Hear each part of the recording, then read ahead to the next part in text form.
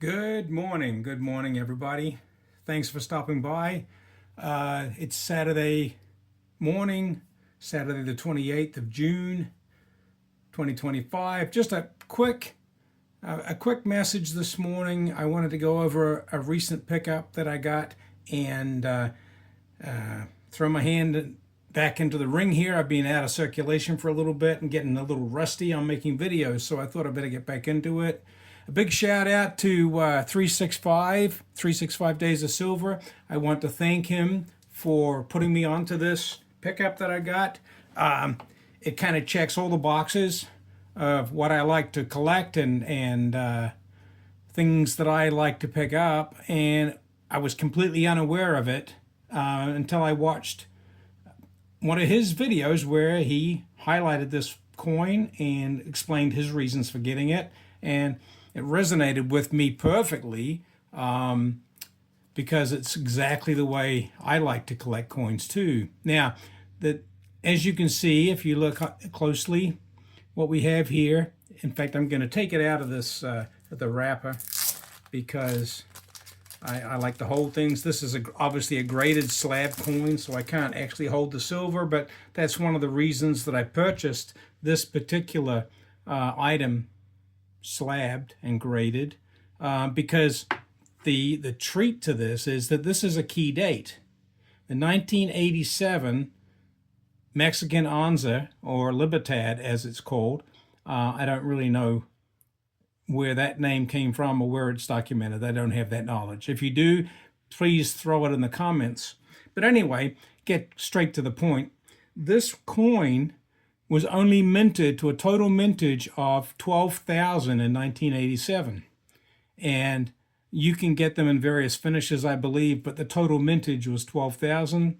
I chose to pick up this proof because one of the things that I like is proof coins. I like proofs and reverse proofs with the highly reflective fields, or vice versa on the reverse proofs, of course. And I want to say thank you again to 365 for educating me on this.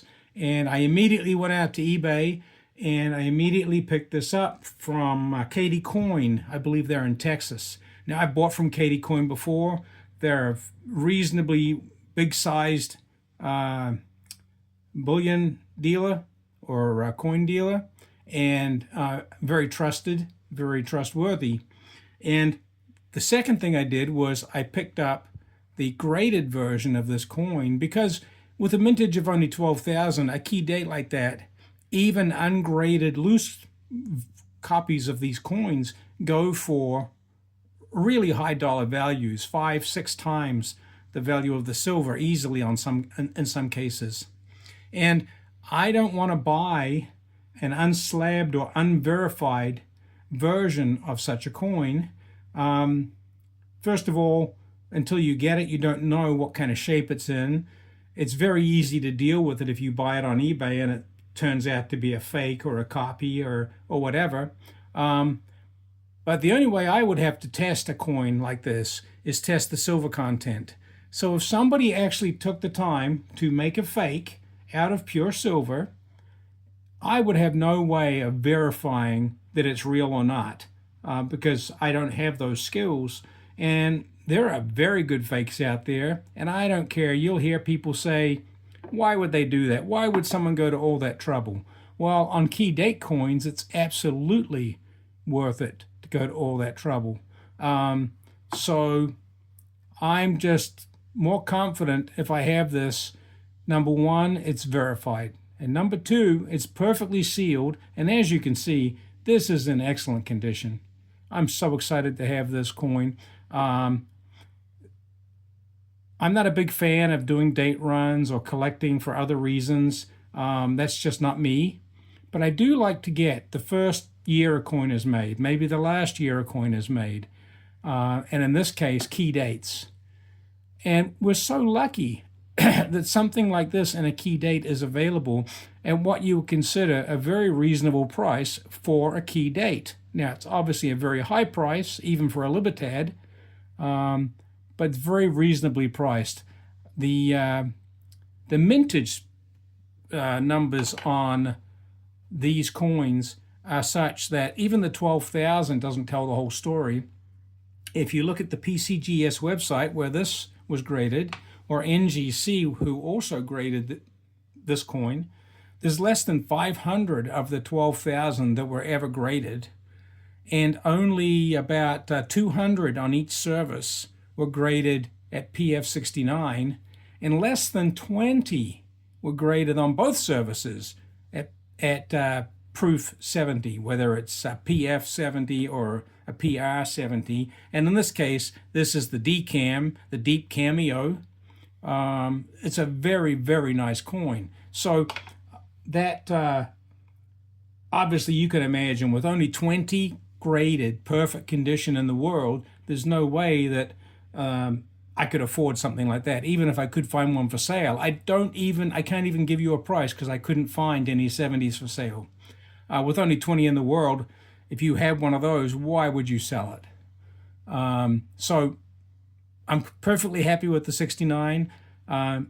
With a lot of graded coins, or modern graded coins, a proof 69 is really not that great of a deal.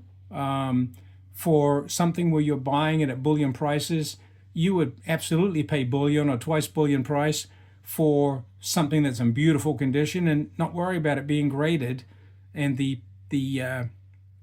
whether it's a 69 or a 65 or a 60 doesn't matter. It makes no difference. You're going to buy that at bullion price plus premium. And then you can hold it and you can enjoy it, just like any other coin. You can get to touch it or and so on.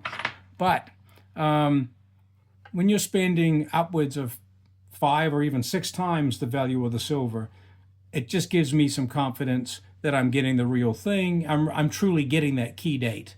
So that's that. I would like to say thanks to 365 again. In another more recent video, he did a great thing gifting a 1921 peace dollar to his friend in Cyprus, and that's a great thing for him to do. And I will tell you, I went right to eBay. I said, man, I've got to have me one of those. Now that I know about 1921 peace dollars being special because they were proof, and there were so few of them because I'm sorry, I misspoke. They're not proof, they're high relief. But the mint had so much trouble making those coins in high relief, they kept breaking the dies, that they gave up on it. And in fact, in 1922, they only made 30,000, and you would think, wow, then I want to get a 1922 peace dollar. The trouble was, of the 30,000, there were so many that were damaged, they decided to do away with the idea altogether, and they just went back to brilliant uncirculated or business strike on the 22s and future years, and they actually melted down most of the 30,000. So there's probably less than 20 or 30 in 3 or 4 different versions that were made that actually made it or survived the melt. So there's just no chance anyone is ever going to have a real 22 high relief peace dollar. And the 21 hits all the numbers for me. It's the first year it was made. It's a key date because it was such a low mintage. It's a high relief coin, which was never really made again. So all kinds of things. Of course, they're just ridiculously expensive. And so, no, I'm not going to go down that rabbit hole. I don't need a high relief. If it was a high relief proof, maybe I'd be tempted. I don't know. I doubt it. Where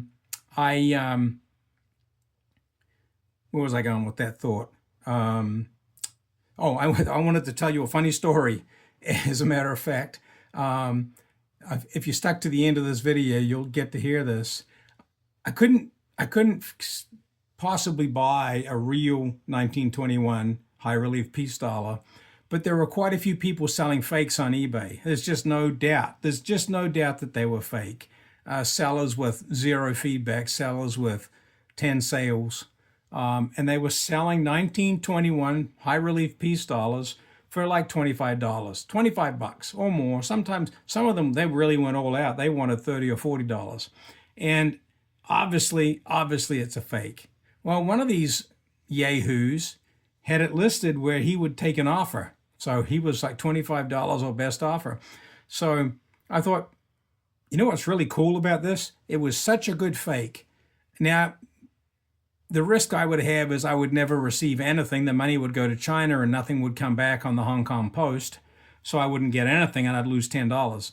But I offered him $10 and I put a note in there. Look, this is clearly a fake. I'm not going to pay $25 for a fake, but I'd be happy to give you $10 just for shipping it to me. Thanks a lot. Well, they ignored me and I never did get it. But at least they didn't try and take my money. And perhaps the photographs that I was looking at was not a photograph of the fake. It could have been a photograph of the real one. Maybe it was a stock photo from somewhere, but it was a very nice photo and it was different to all the other photos that I'd just been looking at. So I was in the hope that I would get a fake that looked good enough that I would have a 1921 peace dollar. Even though it's fake, it just kind of tickled my fancy that I could get one of those. But it wasn't to be. I see those ads are still out there, so I may try that again, but it's not that important to me. I just thought it would be a fun thing to do. Now I talked way too long on this video than I wanted to, so I'm gonna get out of here. I appreciate you all for listening in, and if you stuck to the end, thank you double. And until next time, have a great day.